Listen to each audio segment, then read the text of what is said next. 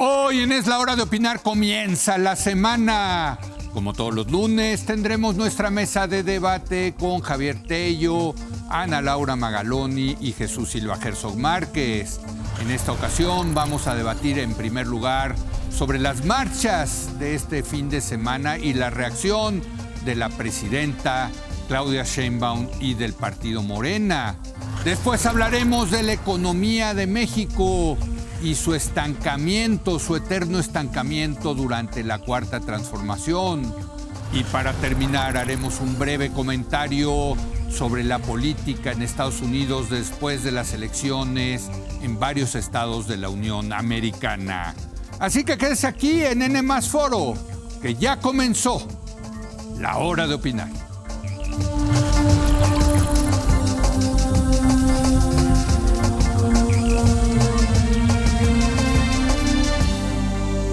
Muy buenas noches. A principios de esta semana, sin lugar a dudas, la gran noticia es la marcha que se llevó a cabo el sábado pasado, la llamada Marcha de la Generación Z. Es parte de la polémica si fue o no la llamada Generación Z, pero pues con un llamado de parte de los contingentes muy importantes a no olvidar el tema de la violencia y las víctimas de esta violencia.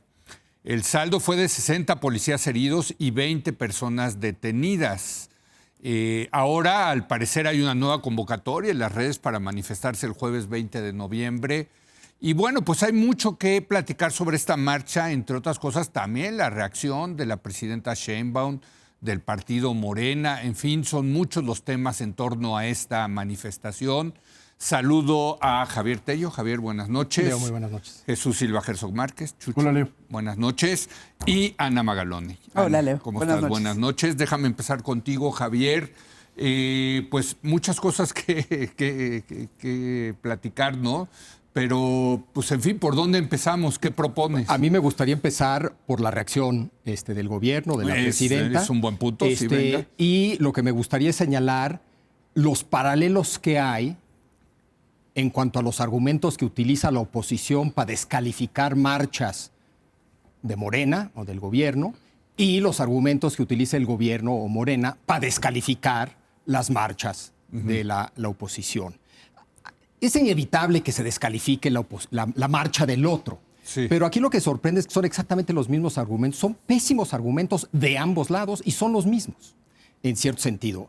El primer argumento tiene que ver que no son genuinas. El argumento siempre es que no son genuinas. Sí, sí. Y el argumento es que no son genuinas, primero, por quien se manifiesta y está en la marcha. La oposición dice es que son puros acarreados. Si son marchas de Morena. ¿Qué dice el gobierno? Son puros fifís y los mismos de siempre, ¿no? Otro argumento es por quien organiza la marcha. Y la oposición dice, no, pues las organiza el gobierno. Y por eso son puros acarreados. Quien está del lado del gobierno dice que son puros empresarios. Entonces se descalifica por quien organiza. Luego por la motivación detrás de quien la organiza, que dice ambos que es pura manipulación y engaño y son puros intereses sectarios y egoístas detrás de la marcha. Y en ese sentido no es genuina. Otro argumento que comparten tiene que ver con el costo y o el origen del dinero. Se gastaron una fortuna. Sí. Argumentan ambos. Del lado de la oposición es dinero público en el mejor de los casos, o de origen oscuro en el peor de los casos. Del lado del gobierno es dinero, o sea, quien critica a la oposición es que es dinero de empresarios o dinero del extranjero. Oscuro. También oscuro, ¿no? Luego también otra de las cosas que las hacen no genuinas son sus vínculos internacionales, ¿no? Si se trata de la oposición es que es el Foro de Sao Paulo o el Grupo de Puebla que está detrás, ¿no? Oscuras fuerzas internacionales, ¿no? En el caso del gobierno, los defensores de Morena o del gobierno, es que es la derecha internacional. O peor aún, la ultraderecha. La ultraderecha. Y luego también se descalifican por violentas y o disruptivas. En ambos casos se critican que se rompen vidrios, que se pintan monumentos, etcétera, etcétera, etcétera. Exactamente los mismos argumentos con sus matices y son pésimos argumentos y escandalosos argumentos de ambos lados. Pero a ver, entonces eso nos lleva a la pregunta de cómo se debería de criticar una manifestación. O sea, tú dices, estos son muy malos argumentos. ¿Cuáles serían buenos argumentos? A ver, son malos si lo que buscas es descalificar. Claro que importa quién va a una marcha. Claro que importa, pero una cosa es una descripción demográfica y un análisis a raíz de esa descripción, y otra cosa es una descalificación por el perfil demográfico quien va a la marcha. Es muy distinto. Claro que importa si fueron jóvenes, no fueron jóvenes, el nivel socioeconómico, si gente de todo el país. La descripción de quién se manifiesta es fundamental. Pero eso no es una crítica. Pero yo creo, Sí. pero yo creo que es distinto cuando tienes tantas mayorías. O sea, es muy distinto en un momento donde la oposición en México se desdibujó. Totalmente. Y tienes un momento de muchísima concentración del poder. Entonces, ¿cómo se puede manifestar esas oposiciones nacientes o son reales o no? Creo que presenta un desafío diferente si estás tú en el poder a que si tú eres la oposición. A mí me gustaría contextualizar esto. O sea, escuché a Javier Tejado en el programa de Gaby Marketing de la mañana dar los siguientes datos. Dice, o sea, si el fenómeno Carlos Manzo es brutal. En las redes. En las redes. Sí, Dice, tremendo. O sea, de los 3 escándalos que podría haber lidiado Sheinbaum durante esta administración, esta corta administración, Adán Augusto, en 75 días, 1 millón de mensajes. Ya luego se retuitean, pero Sí. 1 millón de personas pusieron algo. Teochitlán, en lo que pasó en Jalisco, en 10 El rancho, días... ¿no? El rancho sí, de la muerte, digamos. En 10 días, no 75, en 10 días, 2.4 millones. Carlos Manzo, en 10 días, 3.9 millones. Es la primera vez que la presidenta se enfrenta a un fenómeno que por lo menos en redes había aprendido de una manera distinta. Y yo creo que eso, junto con la idea de que mejor no vamos con la revocación de mandato porque no tenemos todas las cuerdas de nuestro lado, hacen de esta marcha algo muy particular en la forma en que ellos, el poder, la están leyendo. O sea, sienten que, yo creo, que sí puede ser la seguridad el inicio de un movimiento de derecha y opositor, y también se sienten desgastados, digamos. O sea, como ya llevan 7 años en el poder y la crisis de seguridad está ruda y la parte económica, que después hablaremos de ella, está ruda.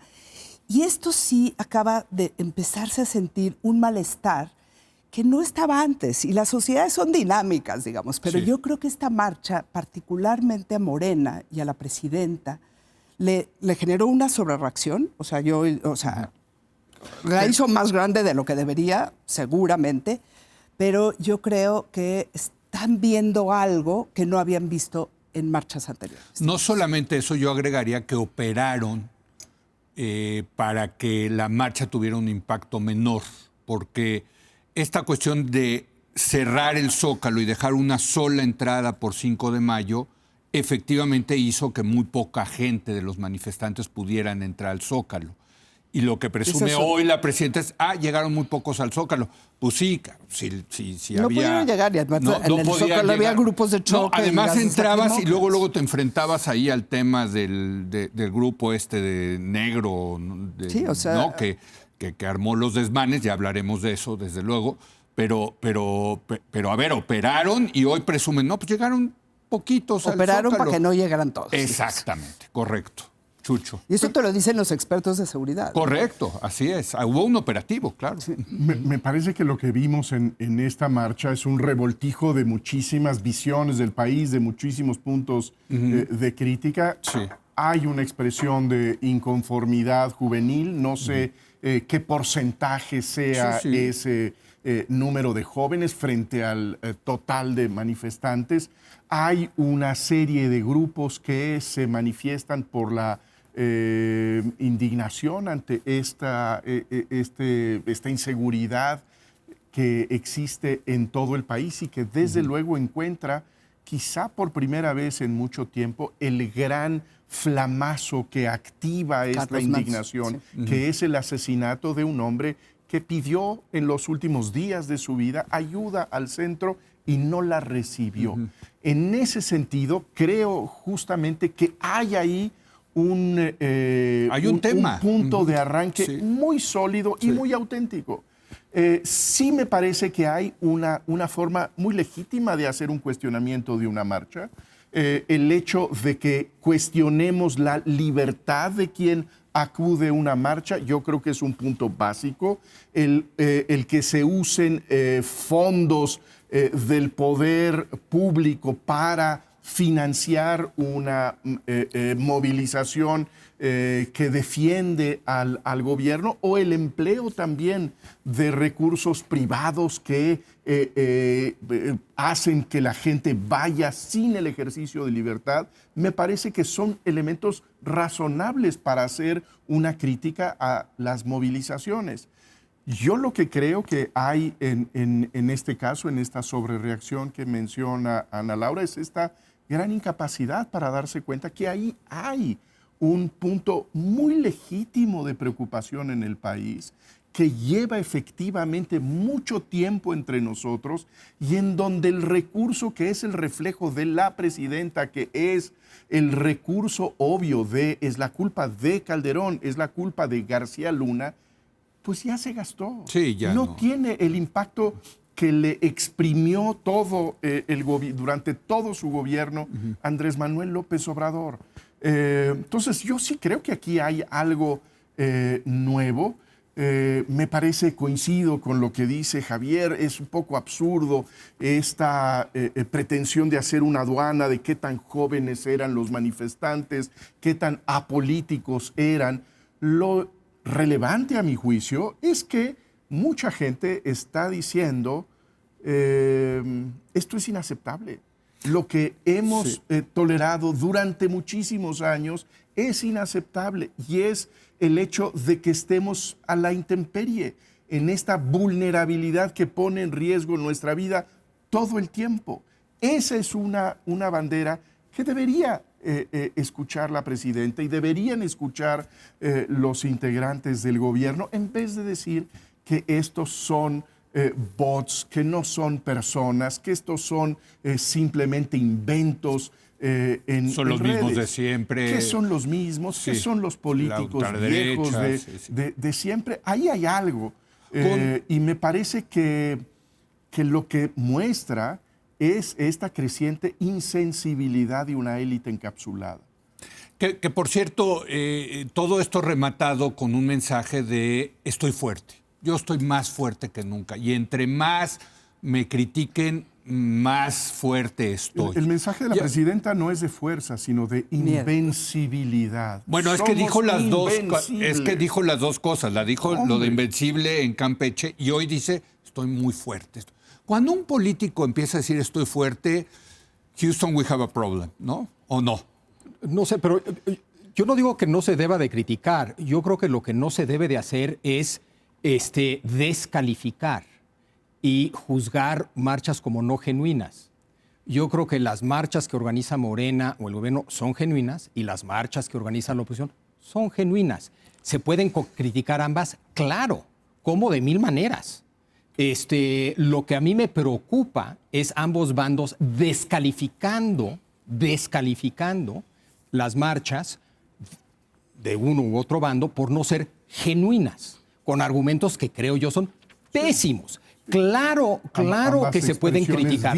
Tú puedes, si tú eres alguien de izquierda, puedes criticar una marcha por ser de derecha, y si tú eres alguien de derecha, puedes criticar una marcha por ser de izquierda. Ahora, creo que el ser de izquierda o ser de derecha no te hace no genuino. O sea, es absurdo pensar que la marcha no es genuina porque es de derecha. Yo creo que en el tema del acarreo obligado sí hay una crítica legítima, en el sentido de que si no voy a esta marcha, no me pagan. O el sindicato... Si tengo que pasar lista. Tengo que pasar lista. O sea, ahí sí es una cosa obligada, utilizando los recursos del Estado, el poder que tiene el Estado. Yo creo que ¿no? representa cada marcha. O sea, ¿qué tan genuina? No me parece la pregunta, sino qué representa. Cuando Morena llena el Zócalo es el poder de la del manera Estado, puedes que decir, lo llena, claro. dices, híjoles, controlan ya las organizaciones que muevan al voto y tienen un control territorial y los ves y dices, cuánto poder. Y eso es lo que representan las marchas de Morena. Ahora bien, ¿qué representan las marchas de las oposiciones? Pues que empieza a haber un sentimiento ahí que posiblemente se pueda aglutinar en torno al tema de seguridad y quizá después en torno a otros temas. Estaban los trabajadores, por ejemplo, del sector salud protestando y estaban jóvenes, pero también había familias y había, o sea... Sí, los del sombrero. ¿Quiénes son estas personas que se toman su domingo para ir a manifestarse, su sábado para irse a manifestar? A mí me parece que más que si son genuinos o no, es que representan. ¿Representan algo? ¿O este fenómeno se va a diluir en 3 días y de nuevo volvemos a ver la plaza llena del Zócalo con los... ¿Representan algo que puso nerviosa a la presidenta? Exactamente. ¿Estás de acuerdo? O sea, la reacción de la presidenta, pues creo que la podemos decir desmedida, le podemos poner ese adjetivo como... Bueno, ella misma desde antes de la manifestación empieza a reaccionar y dice uno, bueno, no sé qué tanto esto es producto de la misma presidenta, ¿no? De la reacción de la misma presidenta, Chucho, ¿no? Bueno, evidentemente es algo que le preocupa a la presidenta por su reacción. Desde antes, desde la convocatoria, hay algo que la altera personalmente. Y yo creo que tiene que ver con esto. Este es un asunto que es el asunto de mayor preocupación de la sociedad mexicana. Eso está, me parece, muy medido. Y es un asunto en el cual la presidenta no lleva el volante. No está siendo capaz de pues contar el cuento que le gustaría que fuera persuasivo en la sociedad mexicana actual. En ese sentido, tiene un relato que no está pasando la prueba de la persuasión en el país. Yo creo que eso la pone muy, pues muy nerviosa la presidenta a la estructura de su partido. Yo agregaría que, porque también se ve que, y lo que dijo ella y luego Luisa María Alcalde, el tema de que sean jóvenes parece un tema que toca un nervio. Y yo creo que, bueno, vienen, desde luego, ella lo ha dicho, el tema del 68, lo que fue, y luego ella misma del movimiento del CGH, ¿no? Y como que hay esta idea de que cuando los jóvenes se movilizan es a favor de la izquierda, ¿no? El propio movimiento Yo Soy 132, ¿no? Que fue durante la campaña de Peña Nieto. Tiene esa mitología, la juventud como la gran vanguardia de la historia. Exacto, ¿no? y de la izquierda, ¿no? O sea, los jóvenes no pueden ser reaccionarios por definición, ¿no? Entonces, los jóvenes son nuestros. En el fondo es eso. Estos no pueden ser jóvenes porque los jóvenes son nuestros. Yo creo que hay esa... Quizás toca ese nervio, ¿no? Sí, Javier. Varias cosas. Los jóvenes son nuestros, la calle es nuestra. La calle es nuestra, y la mayoría es nuestra. Claro. O sea, la obsesión con llenar, no llenar, el Zócalo tiene que ver con la mayoría es nuestra. La calle es nuestra, entonces cualquier protesta que no sea nuestra no es legítima. La palabra genuina no es mía, la palabra es, la oposición dice que las marchas de Morena no son genuinas. Pero y Morena dice, está ¿no? bien puesto. Sí, pero yo diría, no importa lo genuino, importa yo creo que todas las marchas que representan algo te y algo te dicen, exacto, es lo que estoy Y puede tratando de ser decir. una persona que llega al Zócalo y se inmola, y también hay que reconocer que no llenó el Zócalo, pero caray, literalmente, pero caray si lo llenó.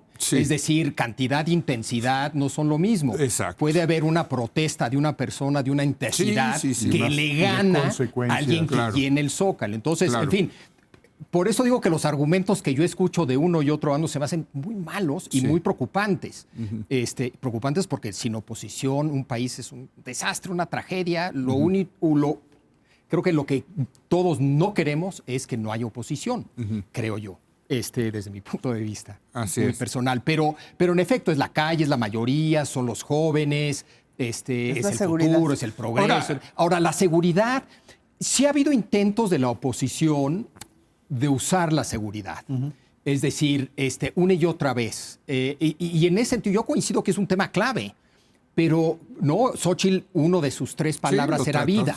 Y tenía que ver con aprovechar el tema de la seguridad. O sea, como que está presente, pero no queda claro. Es como el tema de las mujeres. No queda claro cómo lo puedes aprovechar para ganar votos. Carlos Manso. Pero ahí Carlos está el Manso, Carlos sentido Manso. amenazante, que hay un mártir. Hay mártir. un ejemplo extraordinario. Hay un inmolado en algún potentísimo. sentido. Yo creo que eso es lo que resulta muy preocupante, porque desde luego que ha habido muchos intentos por hacer que esa denuncia de la inseguridad sea catapulta de las oposiciones. Ahora puede cuajar. No sabemos hacia dónde vaya, no sabemos cómo evolucione. Y la segunda cosa, pero ahí hay una semilla. O sea, la Coparmex, las pequeñitas empresas y medianas salieron Con lo de la extorsión. salieron así, ya no soportamos la extorsión.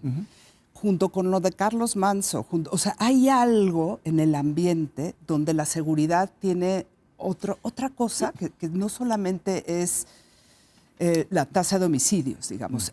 Vemos algo que se está descomponiendo y que le está afectando como a los emprendedores, a los que plantan sus aguacates, a los que tienen sus tienditas, a los que tienen su papelería.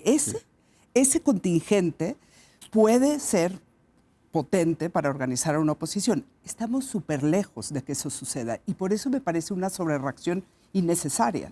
Si la presidenta no le hubiera puesto mucha atención a eso, pasaría como una marcha más posiblemente, pero creo que del otro lado es lo que la inflaron mucho más porque hemos visto la marea rosa, ahí estaba, no sé qué, pero nunca logró articularse propiamente como una oposición que pudiera ganar en las urnas. Estamos lejos de tener esa oposición, pero este es un síntoma y me preocupa que ante un síntoma chiquito, digamos, la autoridad y la presidencia y Morena reaccionen tan exageradamente. Pero también, Ana Laura, me parece que tiene que ver con que esta movilización es un alfilerazo a este discurso en donde hay el atrevimiento, la osadía de Claudia Sheinbaum, en donde en este ámbito de la seguridad se atreve a una visión distinta para atacar el problema. Y es justamente ahí en donde está tomando distancia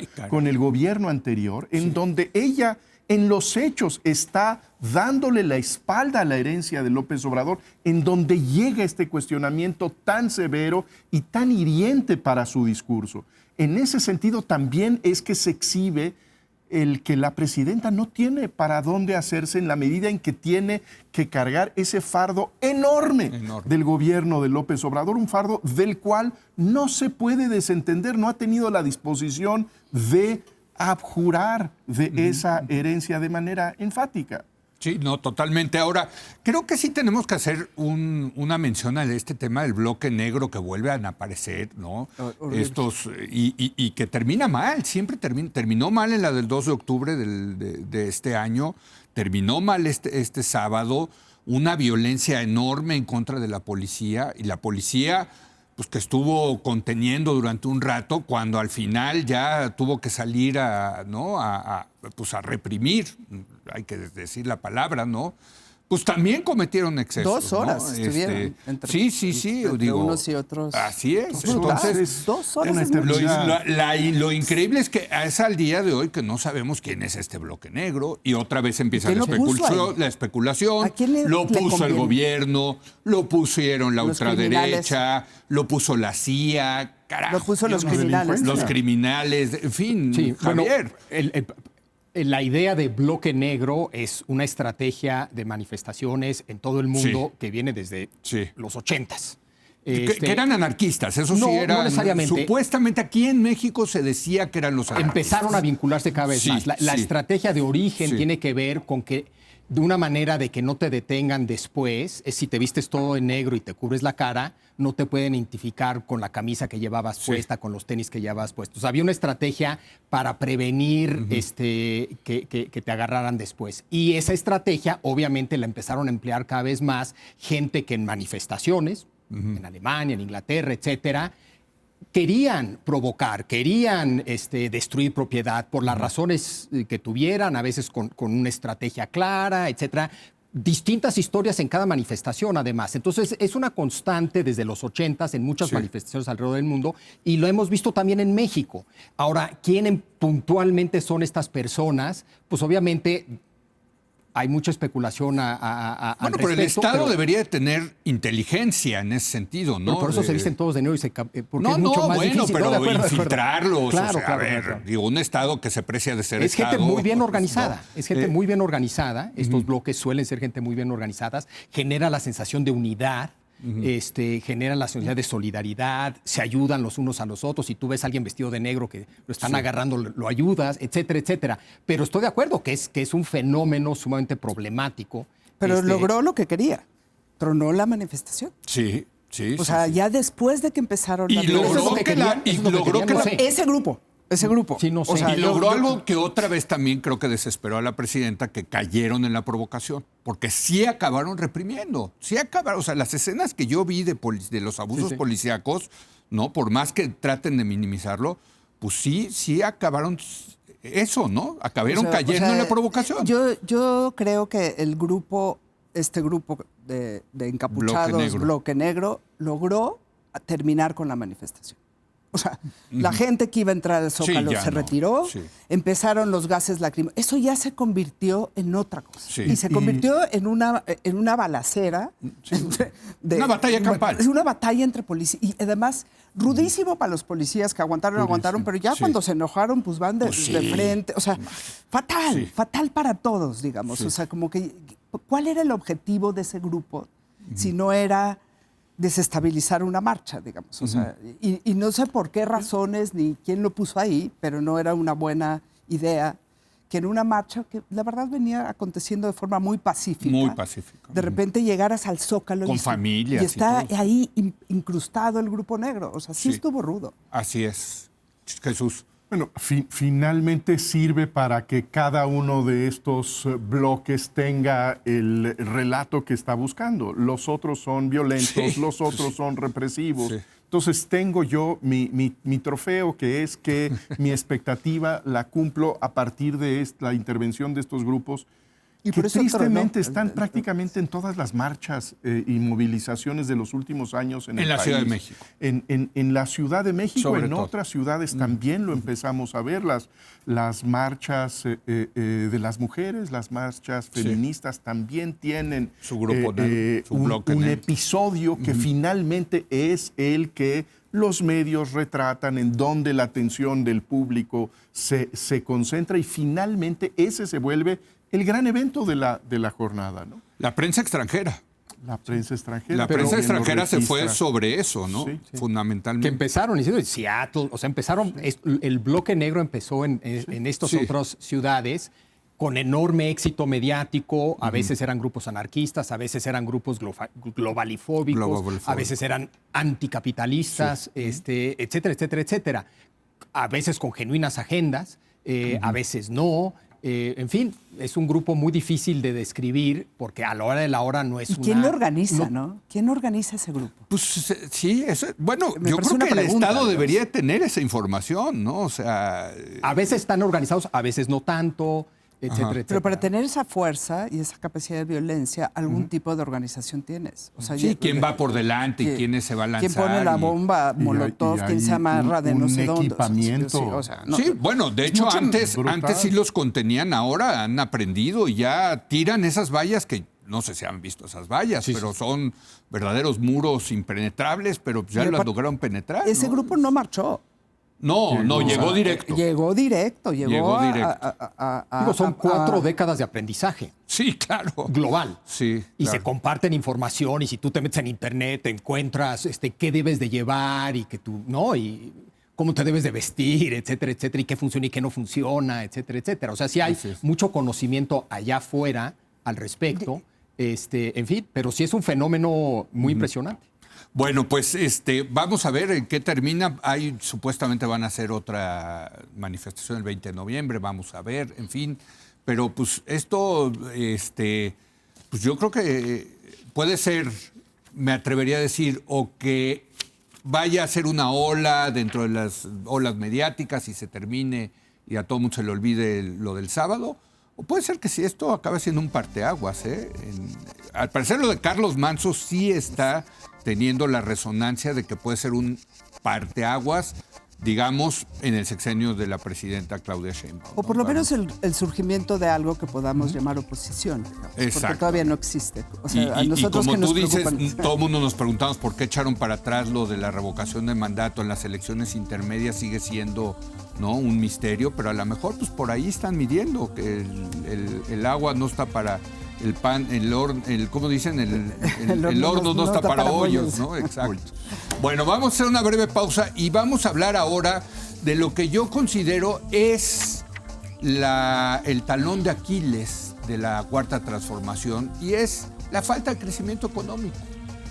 Estamos en un estancamiento que no, por más que sea en el sexenio de López Obrador, ahora en el sexenio de Claudia Sheinbaum, no está pudiendo el gobierno incentivar la inversión para que haya un mayor crecimiento económico. Regresamos en un momento más.